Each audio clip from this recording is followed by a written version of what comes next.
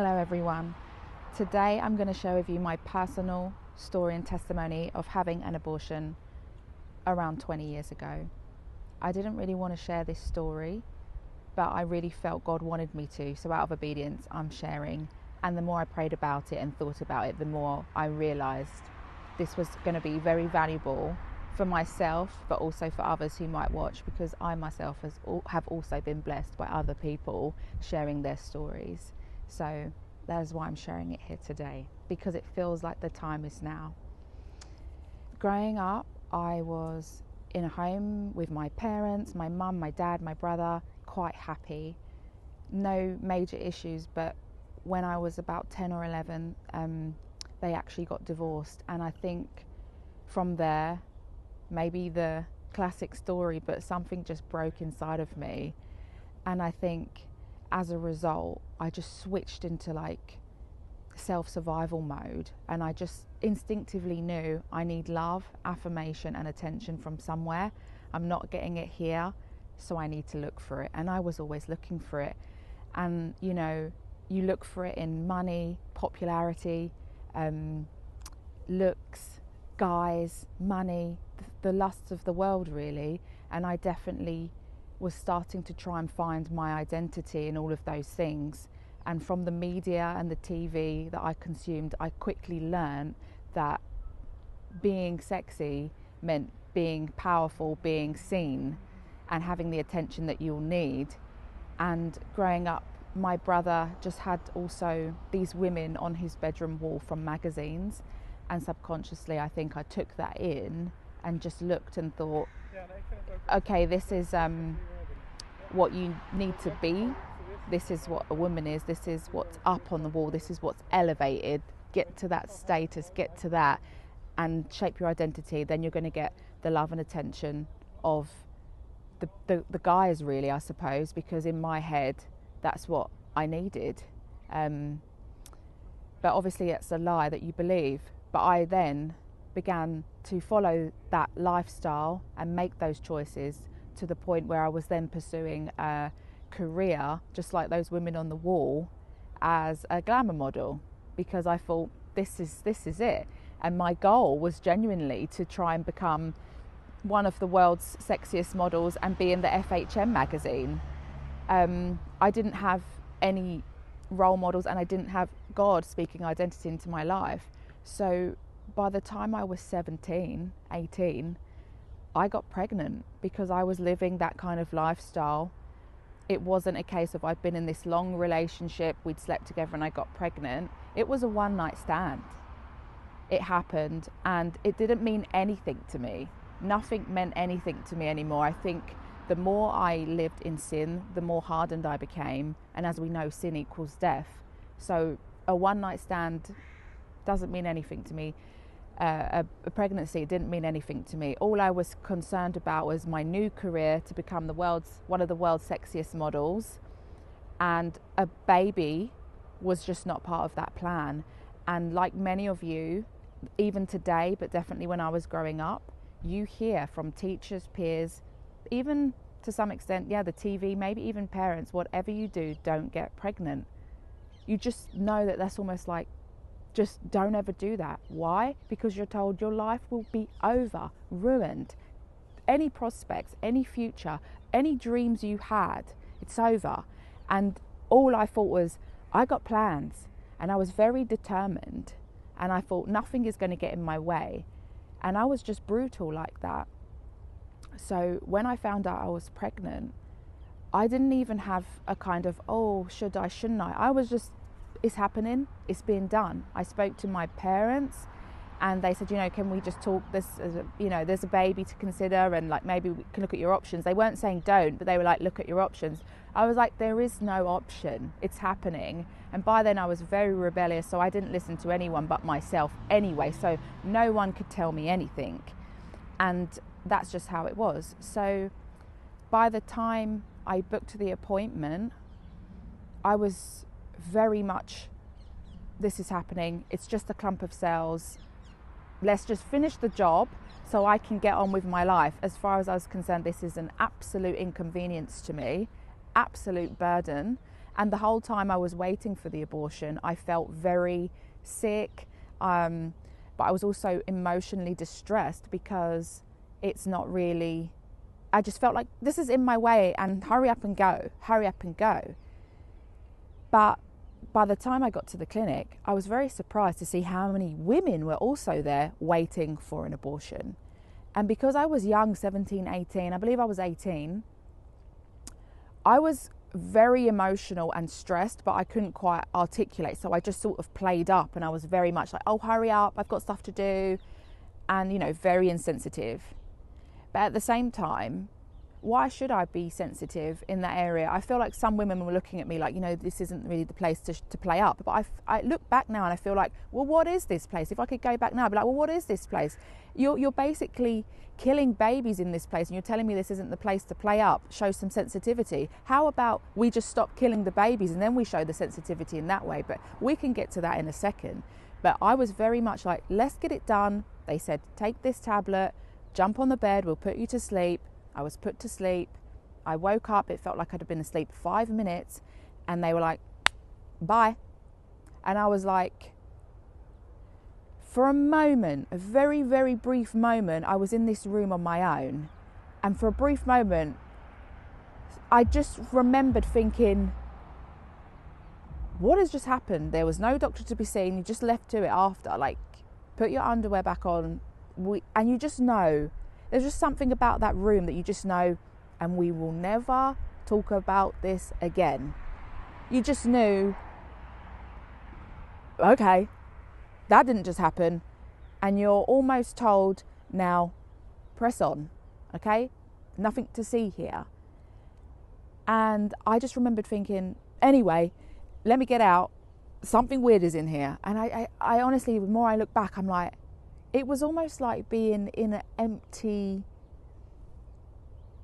it was just grey and empty. I don't remember seeing anything. It just felt like, yeah, you know, spiritually, something was there. Like, just, it's not okay. But I just remembered being really hungry because they said you can't eat before the procedure. So me and my friend, we went to Burger King, and I just stuffed my face. I was so hungry. And I probably had some cigarettes and a spliff, and I was like, I don't want to think about this, you know. But the strange thing is, as much as throughout that pregnancy, I believe I was about between 8 and 10 weeks. Throughout that time, I was like, it's not a baby. I would never allow myself to call it a baby, to think it was a baby. I wasn't even trying to stop myself thinking that. I just was always taught, it's just a clump of cells, it's just a clump of cells. So this is why it was a bit strange that when I got home, I filled up the sink with water, I put my face in it, and I was just crying and screaming in the water. I miss my baby, I miss my baby, I miss my baby. And I was surprised because I thought, now you're calling it a baby. Like, it's like I just, and I came out of the water, you know, and something in me was like, stop it now. Just, you've had your scream, we press on. Because again, I've got plans, I'm determined, I'm already hardened by all the sin in my life. I'm already very hurt from the brokenness. Not only the brokenness from the divorce, but now the brokenness from the way that I've been living. It's damaging me, but we don't realise that until we become Christians and we see the damage. But when you're in it, you don't know. But you just know, I'm not okay, but snap it back together, let's get on. So I tried to get on, but very quickly after, I was depressed. And I didn't even associate it with that. I was just depressed, feeling suicidal. But then I had a dream with Jesus in it, and he told me to follow him, and he said some other things as well, which is slightly separate. But I just felt like, okay, I'm going to follow you.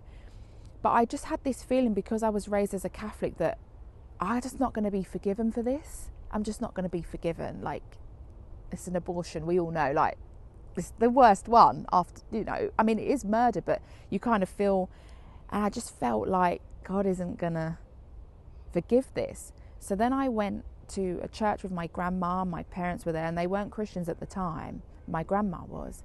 And she said, come to this church service. I was just crying all the way through as the worship was singing.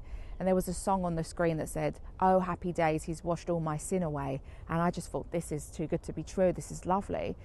And then they said, come up for prayer at the end. And I thought, I can't. I kept trying to leave the service when I was crying. I just kept trying to leave because I just didn't used to cry. I was really hard. So I was like, I can't be crying in this place. But I thought, I'm just going to go and get prayer. And I told them, I thought, I'm going to tell them I've had an abortion. And if they say, oh, sorry, then I'm going to be like, forget it. I tried. By God, I tried.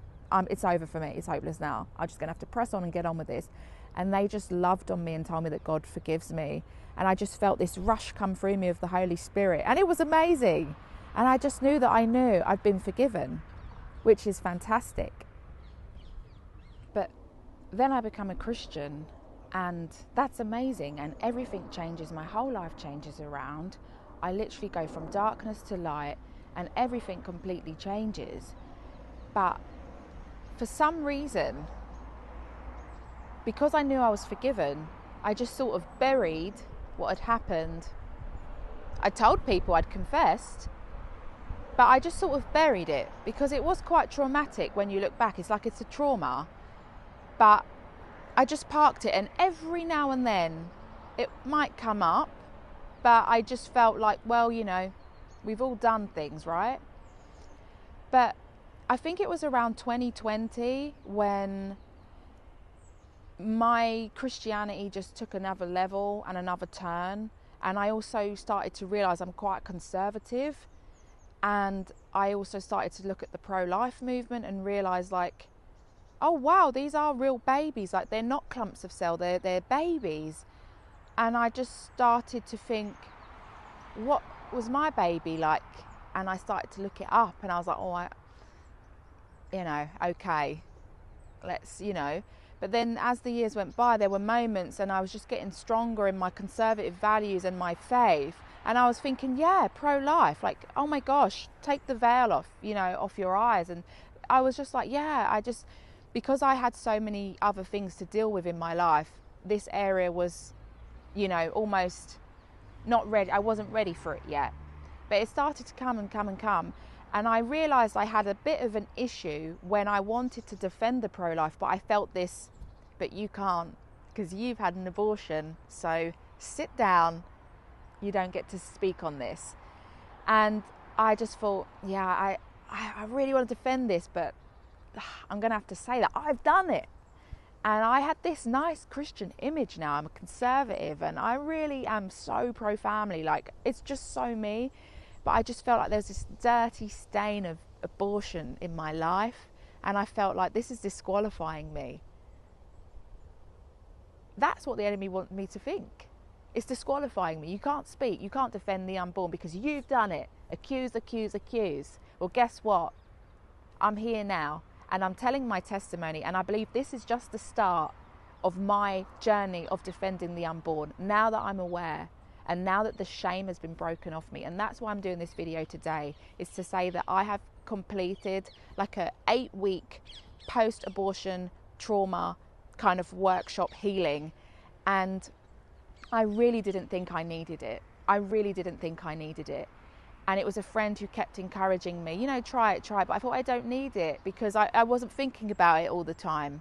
But like I said, that little niggle of, well, then if it's not bothering you, why don't you just start defending? And I thought, you know what, maybe I do need to just talk about it. Let's just talk about it. And wow, 8 weeks of talking about it. My dad came over. I was crying. I didn't know if I was going to make it. I really didn't know if I was going to make it. I was in so much pain. I was ringing the abortion clinic. Tell me all the details about my baby. I couldn't get the details because it was so long ago. They had got rid of the records. I was researching. I was watching testimonies. I was crying. I was writing letters to my baby, like everything that I was encouraged to do, and praying, and God was restoring me and healing me. And I'm standing here right now, and I never thought I would be doing this. But I just wanted to make this video to say that healing is available. And the biggest takeaway that I've taken from that healing journey is the permission to be able to love my baby. Because I think when you shut it down and you just want to be like, that was really bad of me, you don't even allow yourself to, 1, accept that it was a baby, 2, accept that you actually have feelings for that baby. Because if we go back to what I was saying about crying and screaming, I miss my baby, my body had a baby, although it was small, taken out of me and thrown into the bin. That's what they do. Okay, I'm probably going to make some more videos about the reality of that, but that's not for today. But I can't hold it back. That's what they do.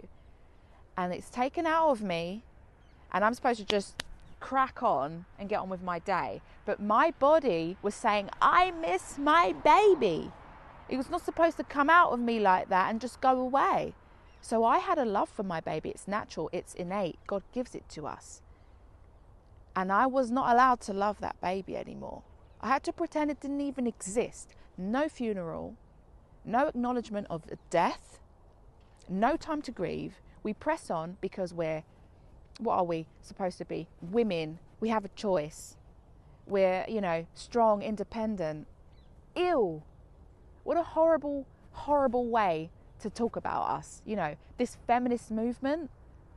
But anyhow, I had permission now to love my baby, and once I was able to open my heart and let that love out, it was amazing. It was amazing. Permission to name my baby. God gave me a name to give to my baby, and he was a boy.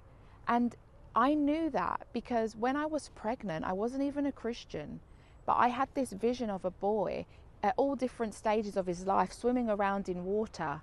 And I just knew when I looked back and became a Christian, God reminded me of that picture that I had. And I knew I had a son. But you know what I want to say? I'm really happy now and healed. And I didn't think I'd get there, but I am. And I'm free. And I love my son. And he's in heaven. But why I'm even more happy is knowing that he's with Jesus. Every parent's dream is to have their children with God, saved, to have their names written in the Lamb's Book of Life. And my son's already there. It's literally the dream. Every parent is like trying to get their children to know God, follow God, because you don't know where they're going to end up. But I'm so grateful to God that every child that is aborted goes directly to him. Directly to him. They're under the age of accountability. They are babies and they are his, and they go directly to him. And my child and your children, however many abortions you've had, I've had one, maybe you've had 2 or 3 or 4 or 5, they are all with Jesus now. And I know because I'm a believer now, and Jesus has saved me, and my name is written in his book of life, and I'm going to heaven because he is the resurrection and the life. I will see my son again. And I'm very pleased. And I'm very pleased that I'm able to love him and see him instead of seeing him and feeling like I never knew you, I'm sorry for everything, and being unhealed. Even throughout life, the healing that I've got from this course that I've been on has even helped me later because I hope to have more children. And I'm so grateful now that when I'm pregnant, I can really enjoy my babies and not think, oh my gosh, this has just triggered a whole load of trauma. It's not. But I just didn't even know I needed it. I also didn't know how much I was obsessed with having a son because I was thinking, oh, I want to have the son I never had. But now God's given me a love for daughters as well. I love them all. Listen, the more the merrier. I'm really like that. And I know God has given me a mother's heart, and I know he's going to restore all things because he's faithful, and that's what he does. But I just want you to know that there's healing for you too. But I also want you, if you're not a Christian yet, to consider giving your life to Christ, because only he can heal the deep wounds of our heart. He has come to restore the brokenhearted, and he has restored my broken heart. He really has, and he has saved my baby, and my baby is, you couldn't want for better. He's having a fantastic time, and I'm happy, and he's happy. But mostly, I want you to be a Christian and know Jesus so you can see your child again, because I'm telling you, your aborted children are in heaven, but will you be there? That's a question you have to ask for yourself. But I just want to finish with saying that this was not an easy journey to go on, but it was one so worth it.